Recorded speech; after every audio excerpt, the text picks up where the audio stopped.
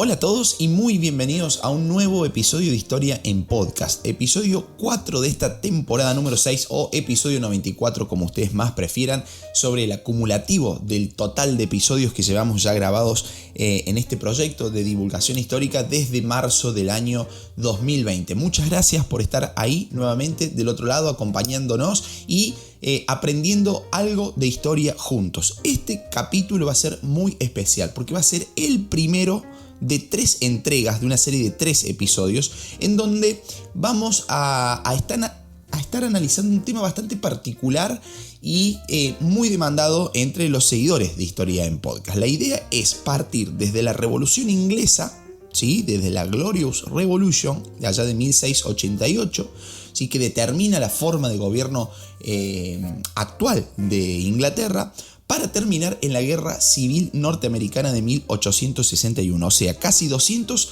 años en apenas 3 episodios. Vaya desafío, pero acá estamos. Lo consulté en Instagram y casi con el 100% de apoyo decidí tomar este camino porque, primero, a decir verdad, les voy a contar previamente la génesis de este episodio, ¿no?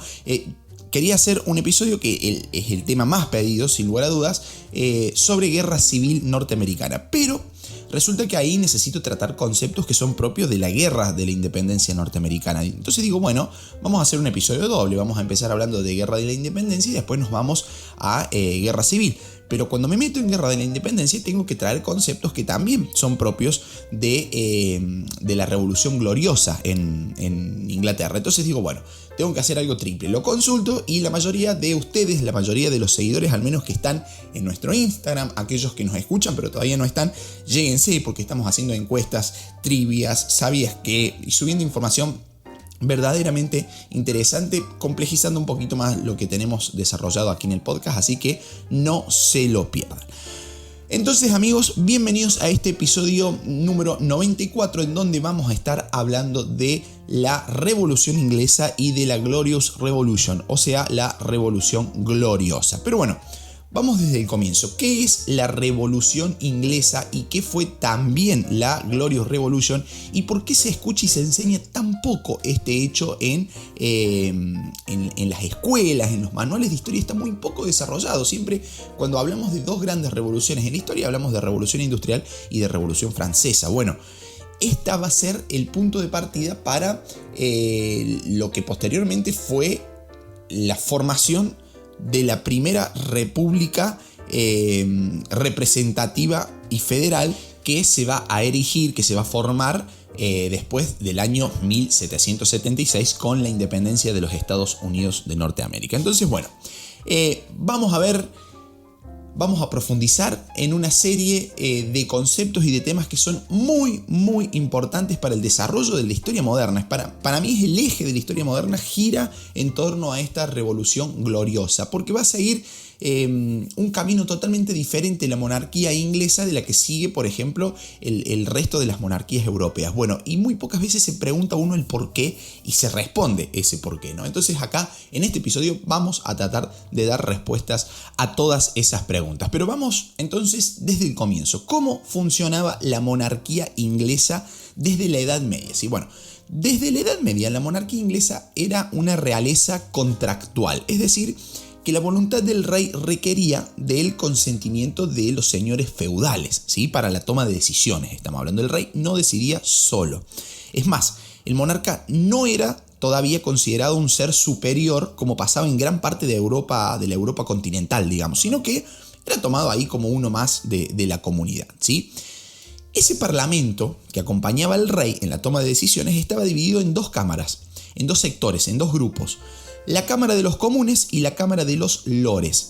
¿En qué se diferenciaban? En que la Cámara de los Comunes, los miembros se renovaban tras un periodo de tiempo y buscaban representar a las ciudades, a los condados, mientras que la Cámara de los Lores estaba formada solo por los nobles cuyos cargos eran hereditarios, o sea, que los heredaban de sus padres, de sus abuelos y se los pasaban a sus hijos, siempre la misma gente ahí adentro de la Cámara de los Lores, ¿sí?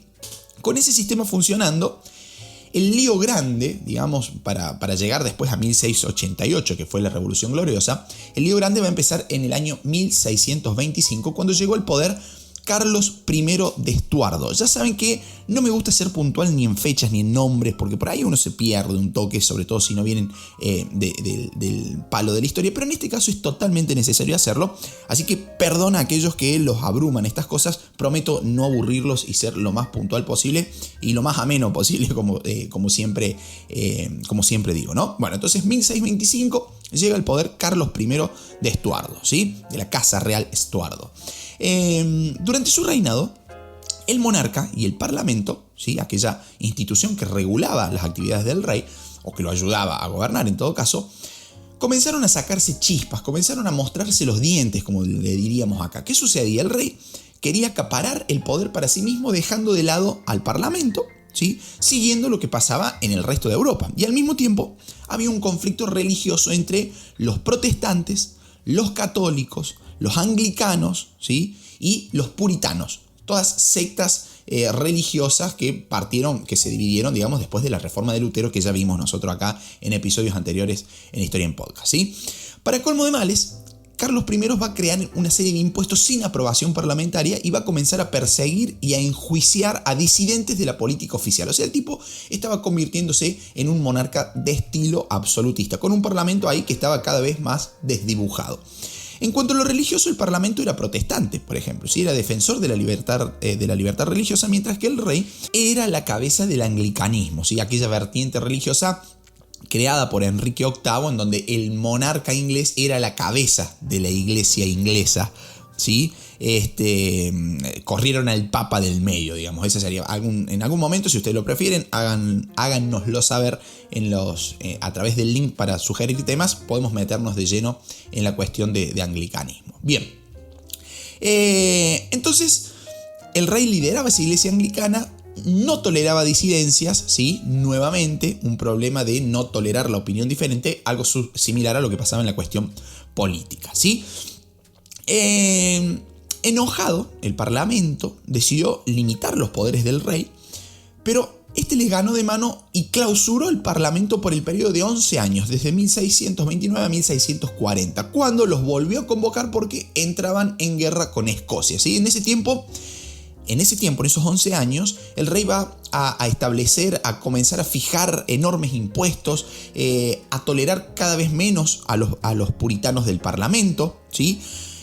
Pero cuando Carlos I se vio en problemas, envuelto en esta guerra con Escocia, dijo: Apache, voy a tener que llamar al parlamento, ¿sí? Que me ayuden. Y los parlamentarios dijeron: mira vos, ¿quién viene arrastrándose por acá? ¿Sí? Los parlamentarios van a decir: listo, volvemos, ¿sí? Pero con algunas exigencias.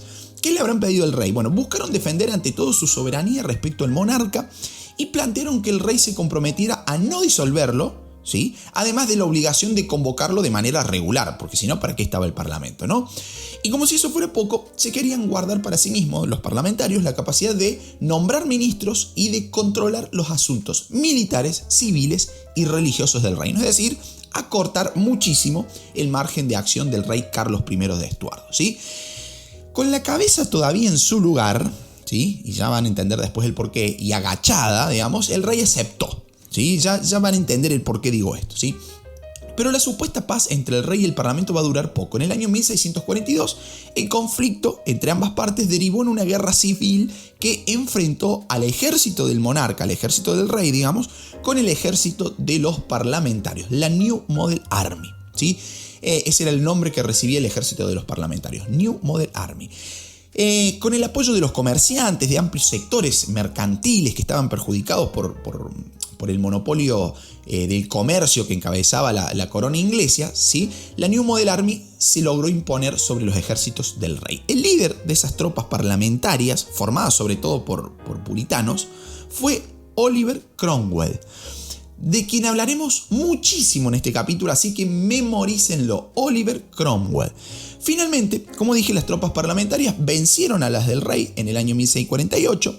La primera acción tomada, ¿sí?, por los vencedores fue juzgar por alta traición y posteriormente decapitar, ¿sí?, escuchen bien, al propio rey Carlos I en enero de 1649. Por eso recién decía con la cabeza todavía en su lugar. Lo decapitaron por alta traición, es decir, en esta guerra civil en la década de 1640, ganan los parlamentarios con Oliver Cromwell a la cabeza, ¿sí? Y matan al rey, ¿sí? Lo decapitan. Después de ese regicidio, es decir, del asesinato del rey, se prohibió designar un sucesor del monarca y se instauró una república en la que el parlamento era la autoridad máxima. Pero esa república no fue tan república. Resulta que actuaba en base a los mandatos del ejército de Cromwell, ¿sí? Y fue bajo ese periodo, conocido como la Commonwealth, cuando los comerciantes y los sectores puritanos van a consolidar su poder en Inglaterra, persiguiendo tanto a los católicos como a los partidarios del rey que había sido ya decapitado. Cromwell, por su parte, se va a concentrar en sofocar las rebeliones que había en Escocia y en Irlanda, porque estos tipos no aceptaban el dominio del parlamento. Entonces Cromwell dijo, vamos con la mano dura, porque acá o se acepta por las buenas o se aceptan por la mala. No nos tembló la mano para decapitar al rey, menos para caer con toda la fuerza sobre un par de escoceses e irlandeses, digamos, ¿no? O sea, sumamente autoritario. Vamos viendo cómo se va modificando ese esquema del parlamento, que primero quería gobernar de la mano del rey y lograr acuerdos, y ahora, bueno, hay un cambio bastante radical, como vamos a ir percibiendo a medida avance este episodio, ¿sí? Finalmente esa república tan débil, ¿sí? Y que necesitaba sí o sí estar apoyada en el control y en la fuerza de un ejército para lograr imponerse, va a terminar cayendo y va a ser reemplazada por un nuevo gobierno sumamente personalista y arbitrario, ¿sí? Así se va a dar inicio al famoso protectorado de Cromwell. Terminó ahí la Commonwealth, que había existido entre 1649 y 1653. Cuando hablamos de Commonwealth, hablamos de la república formada por el parlamentarismo inglés después del asesinato de Carlos I de Estuardo, ¿sí? Termina 1653, termina esa república, esa Commonwealth, y da inicio el protectorado de Cromwell, ¿sí? En ese año Cromwell va a dictar una nueva constitución que legalizaba la concentración del poder en su persona. Esto es fantástico. O sea, el tipo hizo una constitución nueva para decir que el único que gobernaba era él. O sea, una cosa brillante y descabellada al mismo tiempo, ¿no? Va a adoptar para sí mismo los poderes que antes eran del rey. Sí, o sea, el mismo Cromwell que dijo no va a gobernar más ningún Estuardo, suspendemos el derecho hereditario a la corona y vamos a matar a los partidarios del rey, va a hacer una constitución y va a decir los poderes que antes eran del rey ahora son míos, ¿sí? Y no solamente eso, sino que Cromwell también va a disolver el antiguo parlamento y va a crear uno nuevo con miembros propuestos y seleccionados por sectas religiosas y militares leales a Cromwell, digamos, ¿no? Esto sería algo así como un tongo a la inglesa, digamos, ¿no? Lo que me escuchan de Argentina lo van a saber, esto, la cuestión del tongo, digamos, que no estamos tan acostumbrados nosotros acá, esto de que los políticos nombran familiares y amigos en el poder, ¿no? Algo que en el resto del mundo es conocido como nepotismo, o en alguna época fue conocido como nepotismo. Bueno, acá en Argentina le decimos el tongo, el famoso tongo. Sos amigo mío, vení, sos partidario mío, si sos fiel a mí, venite al gobierno, te consigo un puestito. Bueno, eso estaba haciendo Cromwell en Inglaterra por estos años, ¿sí? Y va a ser el propio Cromwell quien va a asumir con el cargo de Lord Protector, ¿sí? Es decir, Lord Protector, para de esa forma liderar un gobierno con fuertes rasgos personalistas, arbitrarios, como dije recién, hablando en criollo, haciendo lo que quería y lo que se le antojara, ¿sí?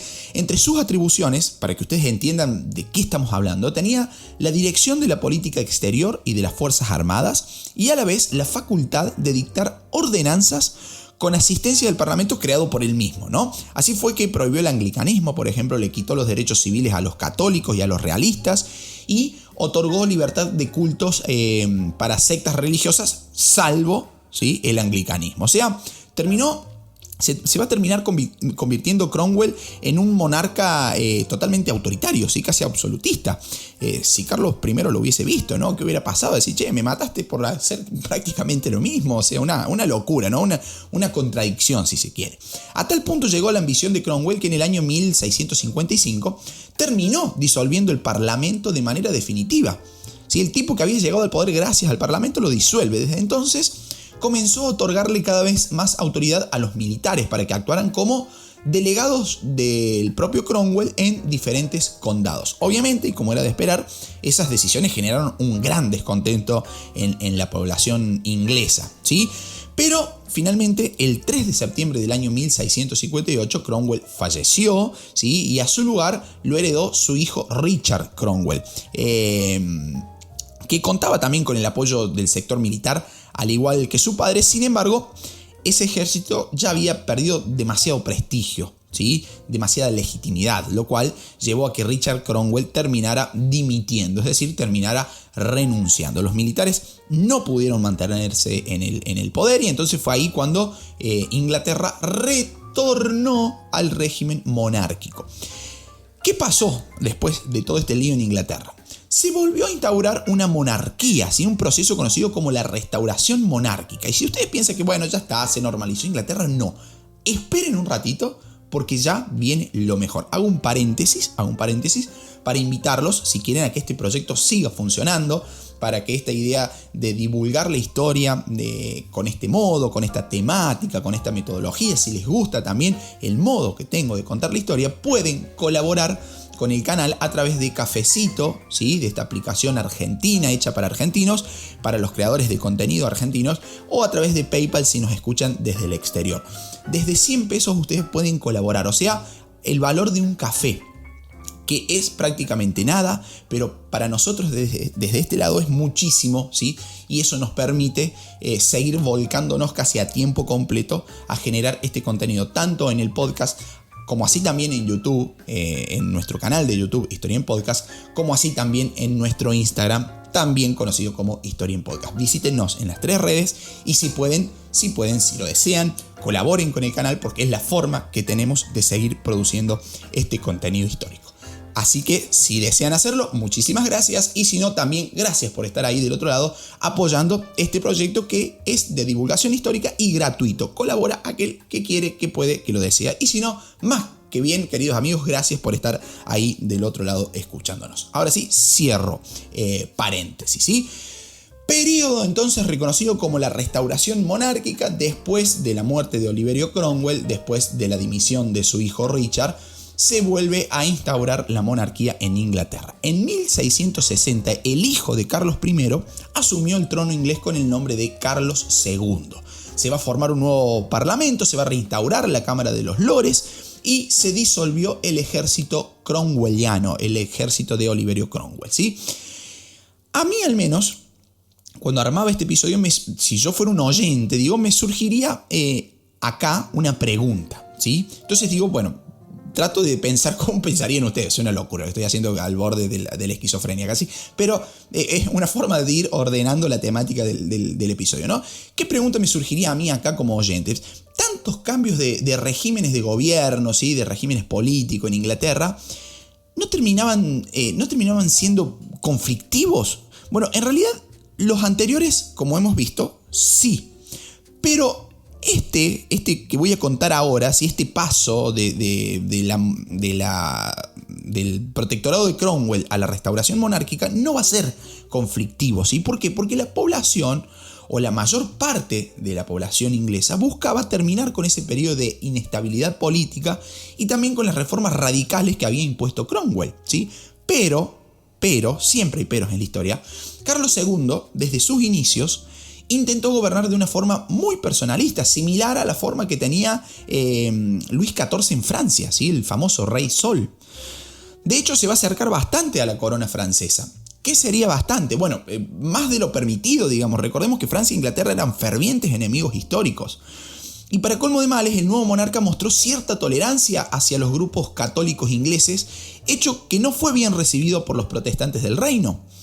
La situación va a empeorar en el año 1685, año en que Carlos II murió, ¿sí? Y fue sucedido en el trono por su hermano, Jacobo II, que adivinen a ver qué fe profesaba. Sí, profesaba el catolicismo. Jacobo II era católico. Y si al hermano lo criticaban por ser tolerante con los católicos, a Carlos II, imagínense lo que le habrá pasado a este, que era fervientemente católico, ¿no? El parlamento, por ejemplo, se va a dividir en dos sectores, los Whigs y los Tories. Los primeros, los Whigs, defendían la idea de una monarquía limitada por el parlamento, pero también querían elegir un nuevo rey y evitar a toda costa la coronación de Jacobo II. Los Tories, en cambio, sostenían que el monarca poseía poderes superiores a los del parlamento y se negaban a alterar la sucesión dinástica, digamos, ¿no? Bien, finalmente estos últimos se impusieron, los Tories se lograron imponer y Jacobo II terminó asumiendo la corona inglesa. Pero nuevamente, ¿sí? Nuevamente, un nuevo pero en esta historia, y esta vez sería casi definitivo además, la paz interna estuvo lejos de alcanzarse durante el reinado de Jacobo II. Más bien, la tensión entre el monarca y el parlamento va a ir paulatinamente en aumento, ¿sí? Al día siguiente nomás de asumir, Jacobo II ordenó que se celebrara una misa católica en su palacio, o sea, directamente una bomba, digamos, ¿no? A la religiosidad inglesa, ¿sí? Imagínense ustedes el alboroto que se armó entre los sectores protestantes, por ejemplo. Encima de esto, Jacobo va a buscar suprimir las leyes en contra de los católicos y va a disolver también numerosas veces el parlamento bajo su mandato, ¿sí? Fue ahí cuando la cosa se pudrió por completo y tanto Whigs como Tories se unieron en contra del rey para enfrentarlo y derrocarlo. Sí, los Tories también, aquellos mismos que lo habían protegido para llegar a ser monarca, ya directamente dijeron, no, che, a ver, si te metes con nosotros está todo mal, digamos, te apoyamos, te acompañamos, te defendemos y no sé qué, pero no te metas con nosotros, digamos, ¿no? No se le muerde la mano a aquel que se le da de comer, digamos, se aplicaría este refrán ahí, ¿no? Bien. Esto hace pensar lo cambiante de la política y de las relaciones de poder, ¿no? Esto es un juego de tronos a la inglesa. De hecho, eso lo puedo contar en algún día, en algún episodio particular. Juego de Tronos, la famosa serie, va a tener su origen en un problema político inglés, ¿sí? Que va a ser la guerra de las dos rosas. Pero lo voy a contar en otro momento, lo voy a dejar con la duda ahí. Bueno, la cuestión es que esta alianza, ¿sí? Parlamentaria de Whigs y Tories se van en contra de Jacobo II, se van a acercar a su hija María, la hija de Jacobo, ¿sí? La hija del rey que estaba casada con Guillermo III, príncipe de Orange, ¿sí? Un príncipe protestante de Holanda. Así, en el año 1688, año de la gran eclosión en Inglaterra, el Parlamento va a emitir una declaración en la que enumeraba las transgresiones del rey a las leyes del reino y anunciaba el hecho y el derecho de María a sucederlo en el trono. ¿Sí? De acuerdo con esto se convocó a la pareja real holandesa, es decir, a Guillermo III y a María, ¿sí? Que a su vez era hija del rey de Inglaterra, Jacobo II, como dije recién, para que defendiera los derechos protestantes ingleses. Esto significa para que peleara María en contra de su padre y Guillermo en contra de su propio suegro, ¿sí? En noviembre de ese año de 1688, Guillermo de Orange va a desembarcar con su ejército en Inglaterra y va a obligar de esta manera a Jacobo II a huir. ¿Hacia dónde va a huir? Hacia Francia, su casi aliada, podemos decir, ¿sí? Esa monarquía por la cual sentía tanta simpatía el rey inglés. Ante esa situación, con el rey huyendo, ¿sí? Guillermo III de Orange y María fueron nombrados rey y reina de Inglaterra. ¿Qué fue lo verdaderamente increíble de todo esto? Que todo el proceso se llevó a cabo sin ningún tipo de enfrentamiento sangriento. De ahí que sea conocida esta etapa como la Glorious Revolution, es decir, la Revolución Gloriosa de 1688, uno de los hechos menos estudiados en nuestras escuelas para entender la formación de un nuevo Estado moderno con todas las consecuencias que ello acarreó, como por ejemplo veremos en el próximo episodio, la propia emancipación de los Estados Unidos de Norteamérica. Y ya para ir terminando, diremos que con la finalidad de evitar una nueva crisis entre el rey y el parlamento y asegurar así los objetivos de la Revolución Gloriosa, se va a redactar una declaración de derechos conocida en inglés como Bill of Rights. Ese documento enumeraba las obligaciones del monarca ante el parlamento, ¿sí? Al que se le atribuía la potestad de sancionar leyes, fijar impuestos y reclutar ejércitos. Es decir, ahí no se podía meter el monarca. Increíblemente, esa declaración de derechos también ordenaba la libertad de culto, ¿sí? Libertad de culto entre comillas, porque en realidad favorecía a todas las sectas protestantes, pero seguía prohibiendo el catolicismo. Es decir, aquí entraría el meme del abogado de los Simpsons, ¿sí? Hay cultos, ¿sí? Con una carita enojada y cultos con una carita permisiva, digamos, ¿no? Bueno, una ridiculera que estoy haciendo porque no me están viendo las caras que estoy poniendo, pero bueno, se lo imaginarán aquellos que son fanáticos de los Simpsons, como yo. En definitiva, la forma de gobierno que surgió en Inglaterra después de la Glorious Revolution fue una monarquía parlamentaria que buscaba un equilibrio entre los diversos actores sociales, ¿sí? Para de esa manera darle cierta estabilidad al gobierno. Esta monarquía parlamentaria permitía que, coexistieran en una misma unidad política tres formas diferentes de soberanía, y esto es un hecho muy novedoso en la historia moderna, no se da en otro lado. En una misma unidad política, tres formas de soberanía. Soberanía del pueblo, ¿sí? Representada por la Cámara de los Comunes, la soberanía aristocrática, representada por la Cámara de los Lores, y la monárquica, encarnada por el rey, ¿sí? Se va a pasar así, en Inglaterra, ¿no? Generalicemos, se va a pasar de una soberanía divina a una soberanía popular, en donde la monarquía estaba limitada por los representantes del pueblo, es decir, por el parlamento, sistema que prevalece hasta nuestros días en Inglaterra, ¿sí? De esta forma gobierna Isabel II, por ejemplo. Así que de ahí viene, de todo lo que hemos visto en este episodio, viene la actual monarquía, o se asienta, mejor dicho, la actual monarquía inglesa, ¿sí? Ahí, en ese contexto, también, ya como para cerrar este episodio, va a surgir un gran pensador, un filósofo, escritor, sobre las cuestiones de la política y del poder, que va a ser John Locke. Locke era secretario de un líder Whig del Parlamento, ¿sí? Y fue el encargado de dar el fundamento teórico a la idea de una monarquía limitada por el Parlamento, cuestionando de esta forma las teorías que sostenían el derecho divino de los reyes y de su poder casi ilimitado, digamos, ¿no? Su libro más importante en este sentido fue el segundo tratado sobre el gobierno civil, imperdible para leer ahora, ¿sí? Que ya entendemos el contexto en el cual John Locke escribió este super libro, que la verdad es fantástico para leer. Recontra super recomendado, ¿sí? Bien, queridos amigos, hasta acá el episodio de hoy. El primero de una serie de 3 episodios en el que llegaremos a analizar la guerra de secesión, la guerra civil en Estados Unidos de Norteamérica, ¿sí? Próximo episodio, segunda entrega de esta terna de episodios, vamos a decir, va a ser la guerra por la independencia en los Estados Unidos, en donde se van a rescatar varios conceptos que son propios de la Revolución Inglesa y de la Glorious Revolution que hemos visto en el episodio del día de hoy. Espero que les haya gustado, espero que haya sido de su agrado, me lo hacen saber en las redes, vayan, síganos en Instagram, en YouTube, en donde estamos subiendo contenido realmente muy interesante. Esperamos, si así lo desean, las colaboraciones a través de Cafecito o a través de PayPal, y no se olviden que son ustedes los que sugieren temas para esta sexta temporada de Historia en Podcast. ¿Cómo? Accediendo a través del link que está en la descripción de este episodio, van a encontrar un formulario que dice sugerencia de temas. Clic ahí, nos escriben y nos hacen llegar de qué tema quieren que hablemos en Historia en Podcast. Son muchísimas las solicitudes que están llegando, pero de a poquito vamos cumpliendo con todas. Queridos amigos, los quiero mucho, gracias por estar ahí nuevamente del otro lado. Hasta un próximo episodio. Chao, muchas gracias.